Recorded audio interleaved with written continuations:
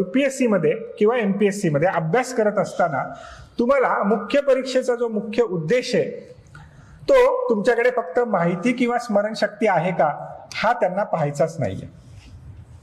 अरे म्हणजे सिंपल, तुम्ही घोक्या आणि ओक्या या प्रकारची व्यक्ती आहात का? अशी व्यक्ती त्यांना नकोय. की मला एक पुस्तक दिलं, मी त्याची घोकमपट्टी केली आणि मग परीक्षेत आला प्रश्न, मी ते ओकून आलो, लिहून आलो. अशी व्यक्ती त्यांना अधिकारी म्हणून नकोय. का बरं? कारण अधिकाऱ्याचं ते काम नाही ना. अधिकाऱ्याचं काम काय? उद्या भविष्यात जाऊन जेव्हा तुम्ही एखाद्या ठिकाणचे SDM व्हाल, एखाद्या ठिकाणी तुम्ही DYSP व्हाल किंवा इतर कुठल्याही पदाचा भार तुमच्यावर जेव्हा असेल, त्या ठिकाणी माहितीचे अनेक स्रोत तुम्हाला असतील, पण ती माहिती मिळवून त्यातून निर्णय तुम्हाला घेण्याची क्षमता तुमच्यामध्ये असला पाहिजे. ज्याची निर्णय क्षमता अतिशय उत्तम प्रकारे विकसित झाला तो चांगल्या प्रकारे अधिकारी बनू शकतो. अरे बरोबर आहे का?